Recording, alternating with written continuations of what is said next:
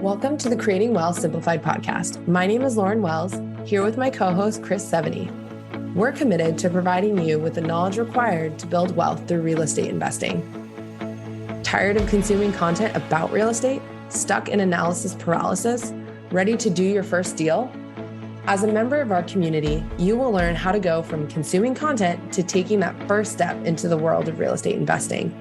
Our show is not about getting rich quick, but about providing you with the knowledge you need to take action. Join us as we speak with experienced investors who share action tips on how to escape the corporate world, start a thriving side hustle in the world of real estate, and go beyond your W-2 or 401k.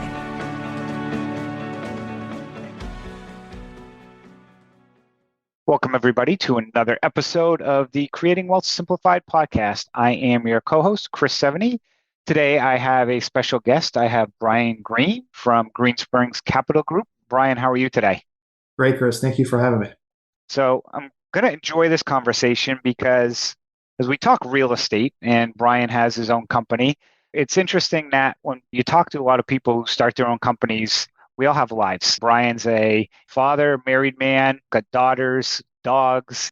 We all have normal lives as well. So we'll probably talk a little bit about successes and some of the challenges of that, but also talk about what's going on in real estate and his niche that he works on, especially working in upstate New York, which you've heard me talk about in the past for what we do in note investing. New York is a very challenging state, but depending on where you are in the state, it's like anything. If you can put a team together and build a niche, you can be very successful. So Brian, again, thanks for joining us. Why don't we start a little bit? Tell us what you got going on today, and then I'll typically hit the rewind button to learn how you got into the business. Sure, no problem. Thank you, Chris. So today, our company has a portfolio of just over 100 units, all located in upstate New York, as you said. We're specifically located in Saratoga County, which is just south of Lake George and a little bit north of Albany, the state capital. We have 37 units under contract that we're going to be bringing on within the next 2 or 3 weeks. And then we have a ground up development project, which gets financed through a syndication. And that one is 42 units that we're working through the final phases of approvals with our municipality. And within those figures that I've already provided, we have 15 short-term rentals that we own and operate ourselves. Saratoga is a very big regional tourist hotspot, especially in the summer months. So we're able to kind of capitalize on that influx of population in the summer as well. So that's awesome. I mean, 100 units, one of the questions I was going to ask, when you mentioned Saratoga, I was going to ask why specifically, but someone answered that question of you got the tourist hotspot and being north of Albany, it seems like it's a good place for people to go. And you also mentioned the ground up construction for this syndication. Is this your first syndication deal? It is. In the past, we've raised investor capital, but it's always been private notes. We go in with the model of basically redeveloping properties. So it's a little bit more than your traditional value add strategy. When we go in, we're basically converting an entire building from something that was created in the 1960s or 70s with very little upkeep or renovation since then, and going in and basically making it a 2023 product. So when we do that, we're doing a ton of construction work, and we're kind of taking it from maybe a C+ all the way up to an A- type property. Okay. As a guy who myself have cut my teeth for 25 years in construction, let's go back and see, how'd you get into this business? Because most people who get into it eventually want to get out as fast as possible, but sounds like you're enjoying what you're doing and so forth. But how'd you get into this business? Yeah, so I do not have a construction background. My background is in finance and marketing. In my first company that I started out of college, was a chain of Verizon wireless stores. So I have an operations background, a finance background. So that business I built up from one store up to the most we were at is 23. And then I kind of scaled it back to 15 and ultimately had a successful exit in 2014. Then I got into real estate as a business person, not as a contractor. Started buying small multifamily properties, basically using the BRRRR methodology in buying a distressed property, fixing it up, refinancing it, spinning that same capital into the next project, and just kind of stacking one property on top of the other, all the while self-managing, right? Because that operations background, I didn't really know any better, but my thought methodology was I have to manage these myself. I never even thought about third-party management. I just started creating a property management company myself as we kind of scaled up. Okay. So sounds like lifelong entrepreneur. did the wireless, sold that to get into real estate at the perfect time, right around 2014. So I know I'm down in the DC area in kind of 2012 to 2014, if you got in at that time or even after that, but that was a very good time to get into real estate. And I'm guessing it was as well for you. Tell us about kind of your first real estate deal that you did. Where was it a little nerve-wracking for you, switching kind of business models to get into real estate? For me, I don't remember it being that way. It was a small building. It was a 4-unit apartment building. I knew enough to know that I wanted to get in real estate and I knew how the finances worked, but I didn't really know what I was doing. So I probably slightly overpaid for the property. I purchased it originally with all cash instead of financing it. So I made kind of a bunch of rookie mistakes. I went into the units thinking I was going to start doing the maintenance myself. I even went out and got myself a lawnmower and a snowplow. And That's awesome. I thought I was going to be the stereotypical landlord. I quickly figured out, though, that that game was not for me. And that I started looking through it with the prism of like, all right, if I have 100 units at some point or 500 units, clearly I'm not going to be the guy going around able to mow all the lawns and push the snow around.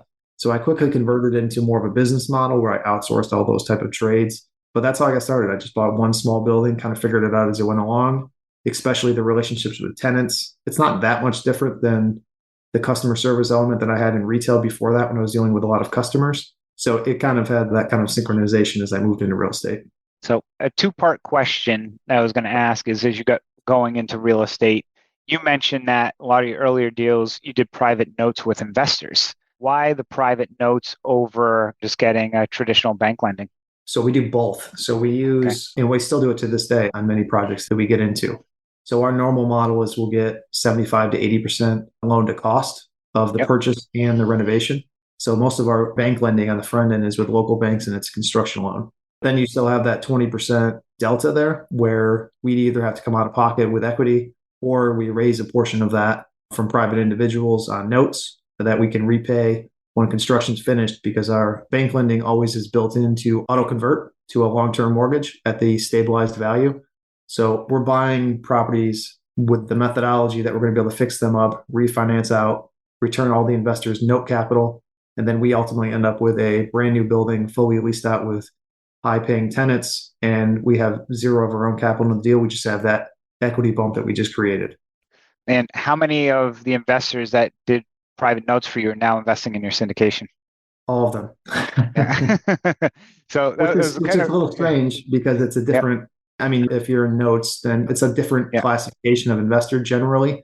Maybe not. I mean, usually I'm seeing a different demographic age-wise. Some of our older investors, they prefer the note route because it's guaranteed and they can plan for it.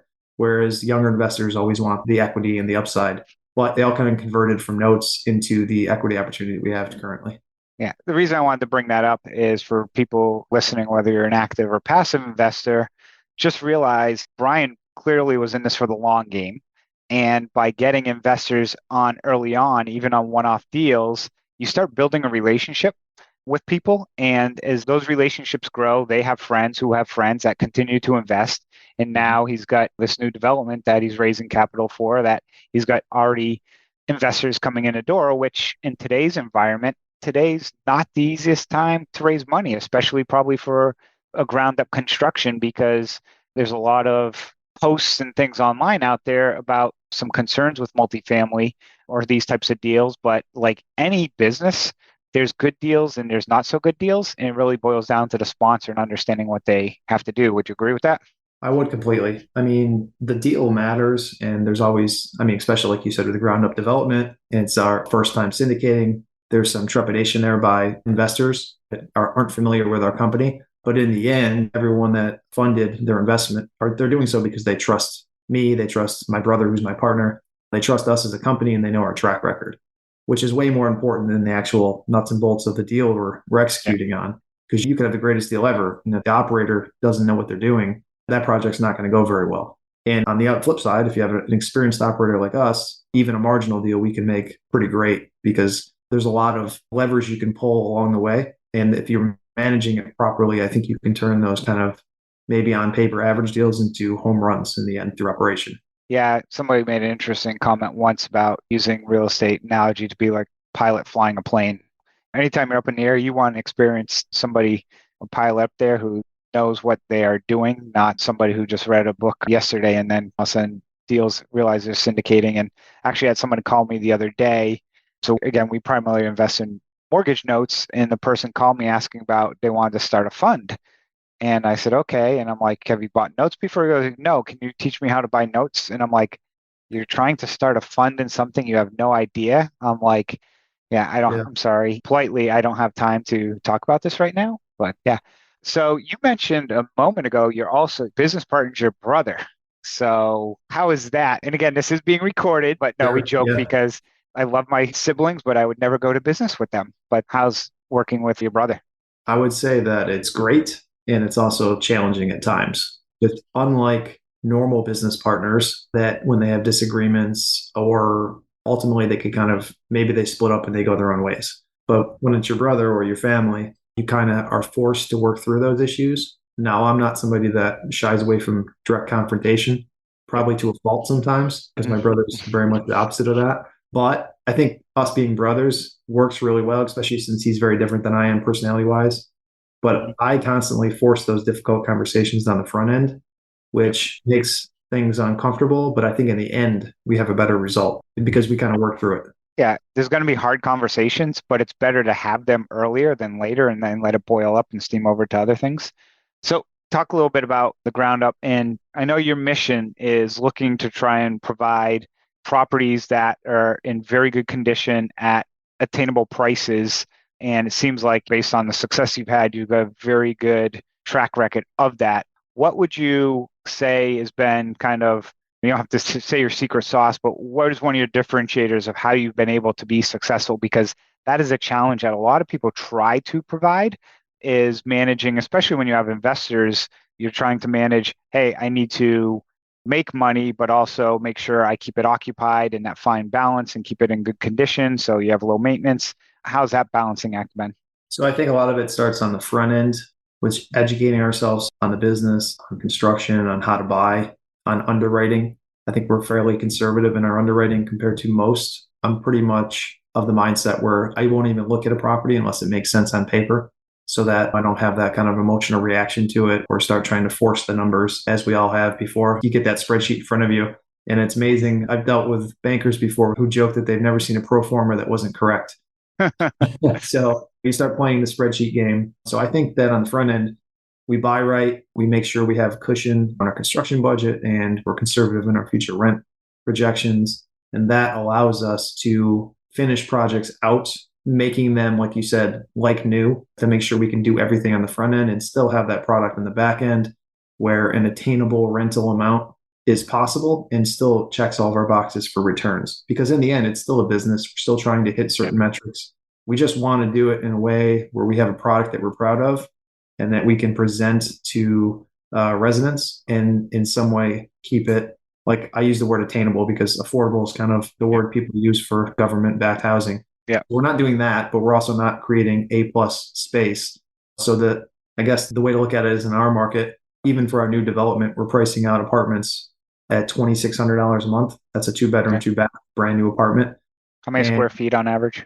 yeah, they're about 1,200. So Okay, pretty so yeah, 220 a square foot roughly. So pretty yep. decent size. But there's other new developments in our market that same apartment might cost 3,200 or 3,300. So we're trying to kind of exist in that B plus to A minus space. I think it has less volatility to that space, and you don't kind of get that compression when maybe the economy goes south, where those A plus type renters start dropping down to the A minuses and B pluses. You're still high enough where you have a tenant base that's high quality. And I like to joke that you want tenants that are concerned with their credit score. So we're still in that space. It's kind of like that young professional is kind of our resident avatar. We hope you're enjoying this episode of Creating Wealth Simplified. We wanted to take a moment and tell you more about our passive income fund at 7E, which is open to both accredited and non-accredited investors. Our latest offering targets an 8% annual return distributed monthly with the ability to potentially achieve a greater return through our bonus share program. If you'd like more information, reach out to us at invest@70investments.com to learn more. Thank you. It's interesting because I've worked in a multifamily space for a long time and see a lot of people who like to own or operate that trophy property, which it's great to have your name on it and own it and have all the amenities and everything that goes along with it. But the moment that economy starts to soften, and then you have to start dropping rates, and all of a sudden your pro forma is based off of $3,200 a month, and now you got to go down to $2,800. And typically most operators basically refuse to try and get down there to force it because the numbers don't work at that. And then that's where you can get themselves in trouble. And people go to renew their lease and they're like, no, we're not budging. And next thing you know, guess where they're at? They're over at Brian's place, renting from you. So I've seen that happen a lot. So with those rental units and so forth, do you still have your own property management company as well? We do. We still manage all of our own buildings, and we actually just started managing third party for other investors, but only if it's a short-term rental. So we do that only because we have a skill set internally with our management team to handle that type of asset. We have 15 of our own, and the revenue potential on a short-term management agreement is much greater than a long-term. Yeah. So at that point, it's worth our time and energy to do so, but we're very selective in how we do that. You mentioned something that I kind of was, people watch on video, I was kind of crackling at when you mentioned, the pro formas. And again, I'm an investor as well, and I'll look at a pro forma, and it is the rosiest of roses where every star and planet has to align for what somebody puts on paper. And you also mentioned the other component of looking at it without arbitrarily, because I don't care who you are, if you're a real estate investor, there is some point in time where you tried to force those numbers. It's just, you just have tried to, the deal just doesn't pencil. And then you're like, okay, well, maybe I get a little more aggressive here, aggressive there.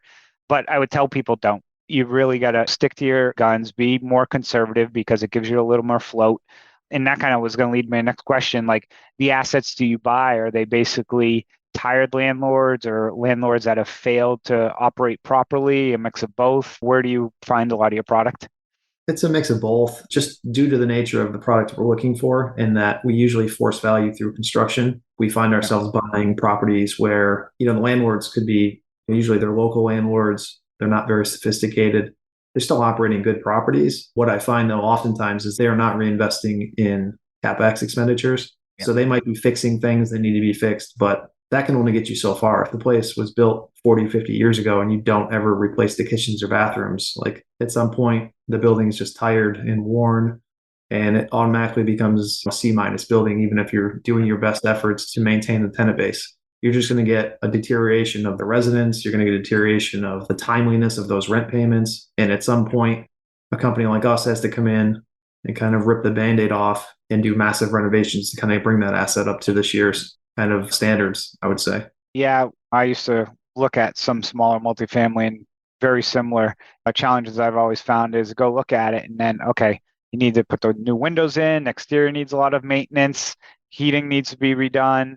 Some of them need new roofs. Everything that need to be done that doesn't bring in an extra penny basically need to be done. People will put in, hey, we'll go throw a new floor and we'll paint the inside, we'll put the lipstick on the pig, but anything of substance doesn't get done. And that's a great opportunity also for somebody who's looking to buy, where you can get in and really probably pick something up that is a little distressed to fix it up, to also push the rents a little bit as well. So, yeah. And that kind of, to your point before about how we buy and how we're trying to provide attainable rents. Also, internally, we're trying to make sure that we have enough cushion so that we can make all those improvements you just mentioned, because we don't want to manage an asset that has a 25-year-old HVAC system or needs a new roof. So we're going to go in and make sure we do all that stuff on the front end. And oftentimes we're talking to brokers about acquisition opportunities, and they're like, oh, it just needs paint and flooring and you can increase the rents by $100 a month. And sometimes that's true. Most of the times it's not. But my rebuttal to that is always, yeah, great. I can do that and I can achieve the rents. But the roof is still 30 years old and the HVAC is still worn and tired. So when am I going to replace that? And they never want to factor that in because, as you said, it doesn't really affect the rental rate to a great degree, but it's stuff that has to be done. And if it's not being done, somebody has to pay for that. Switching topics a little bit, one of, I know, the challenges recently in the space also has been getting bank financing with your acquisitions. And you sticking in one market, I'm guessing you probably have one or very select lenders you go to as well and have relationships with. Have they changed any of their standards for lending? Yes. Actually, we primarily were using one local credit union. We like credit unions a lot because they charge very little in fees and there's no prepayment penalty when you exit. as we always do when the building is stabilized and we try to refinance it. But coincidentally, also, that bank was just merged with another credit union. So now the management team is all different. So that all happened within the last 6 months. So back in May, we actually brought on a former commercial mortgage broker, and he's doing a heightened finance role for us where he's working almost like at a fractional amount, and he's overseeing all of our books, but mostly he's sourcing all of our debt now. And he has relationships with every single bank in the market because he was a commercial our broker for 5 to 10 years. So he's getting us financing now on some of our deals that I never would have been able to get on my own before, just through his relationships. So I think right now, given to what you said about how hard it's getting to get financing, having him on board and bringing him on in May was like the best thing we possibly could have done as a company.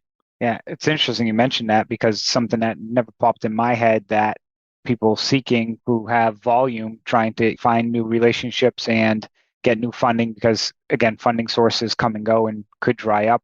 Having somebody who's got all that experience and that network and connections is, I'm sure, very pivotal and key, because it also probably is providing you some additional deals that other people might not, or might struggle to try and find financing, especially if a lot of people are going to that one credit union. Yeah, absolutely. And just to give you an example of that, we're working through final stages of financing and sourcing competing term letters for our ground up development now that we're just about approved through the municipality. And one of the terms sheets he's sourcing is like a consortium of 3 local banks that he kind of put together on his own. And I'm like, I wouldn't even thought to do that, but it's 3 local banks that have maxed out at like maybe a $3 to $5 million loan. Yep. And he was able to get them all together, and now they're kind of working in tandem, and they might actually be the most competitive term sheet that we get. And I never would have the time, resources, or connections to kind of put that thing together. Yeah, it was interesting. I was at a conference last week. It was a bank special assets, where bank has distressed assets and properties and stuff. And that's one of the things they were talking about, were these participation loans. And I kind of heard of them, but never really thought about them, where it's exactly what you said, where several different lenders will come together and kind of, nobody wants to give the entire deal. Each one will want to take a piece, either based on size or risk. One of them will still take the lead, but they've got other banks participating. And depending on a lot of those deals, if you can make it work, you're right. People have said they get much better term sheets on those types of deals, because it's also a little less risk for those banks. And in today's interest rate environment, every quarter point or eighth point counts. So, yes, absolutely. And I'm glad that I'm not the only one that had never heard of that type of lending scenario before. And that's our primary business. I mean, we buy debt, and so we do some private lending and stuff. But it's interesting, some of the creative ways and things that can be done out there in this space. So, as we get to wrap up this episode, I like to ask people kind of one question of, what do you believe has been one of your biggest factors for the success that you've had to date in the business? Is there one thing that kind of, or several things that stick out that you think has led to the success of your company? I think that to a great degree, it's self-education on my part, and just kind of absorbing every and all piece of information I can possibly find that has to do with real estate, investing, landlording. Back when I started in real estate, I was not necessarily an avid reader. I mean, I would read here and there, but nothing seriously. Now, and since then, maybe for the last 8 years, I've listened to thousands of podcasts and read hundreds of books. I mean, I think I've read every single book on real estate that is available. But I think that it's critical to do that, because when you're reading the information or listening to a podcast like this one, you might listen to it and be like, oh, that's informative, but there's no real takeaway. But then 6 months from now, I could be looking at a deal and something will click that I read or that I heard before. And I'm like, oh my God, I can use that right now. And this makes all the sense in the world. And this is going to secure the deal, or this is going to make or break the transaction, or this is going to help me hire this key person, or it's helping me hire my finance guy when maybe 2 months before I needed him, just because I had that in the back of my mind that I was going to need him at some point.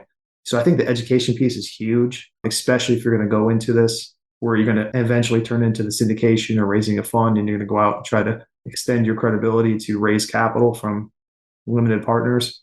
I think you're doing yourself a disservice and your limited partners if you're not engrossing yourself in every piece of information that you can find on the subject matter. That doesn't mean you want to get into that analysis paralysis phase, but it does mean that you need to be self-aware to know that you don't know everything, and that you constantly have to keep that education wheel rolling, so that you're putting yourself and your limited partners in the best position you can.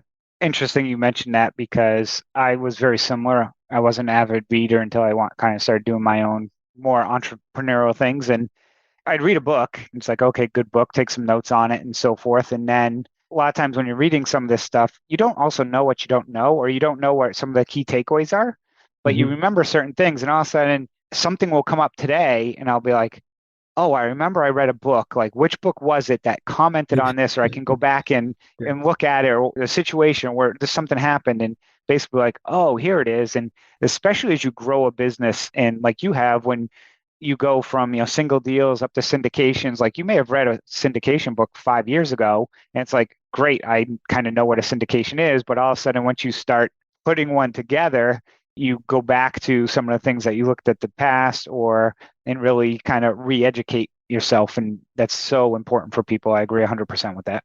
Yeah, absolutely. So Brian, if people want to reach out, learn more about you, your projects, your syndications, or what you got going on in general, what's the best way for people to reach out to you?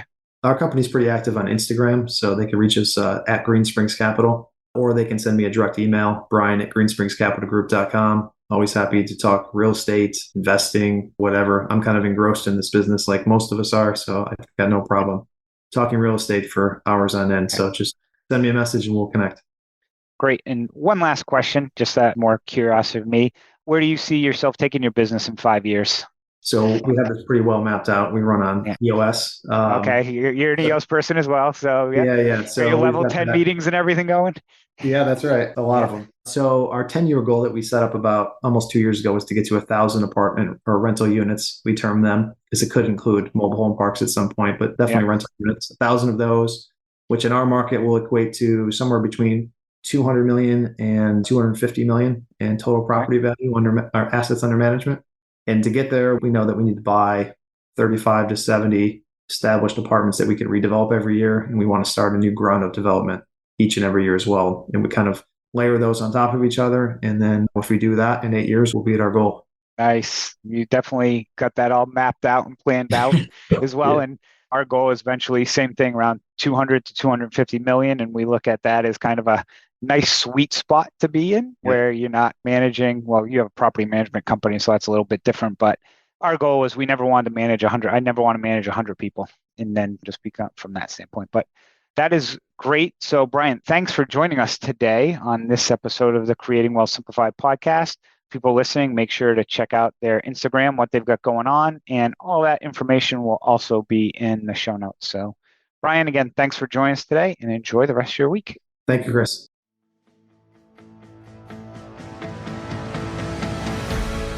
Thank you for joining Lauren and I on this episode of the Creating Wealth Simplified podcast. Each week, we bring you expert education, experience, and information in a digestible format to help you identify investment opportunities so you can build wealth through real estate and take action toward your financial goals. Enjoy the show, share with a friend, or subscribe to the show and leave us a review.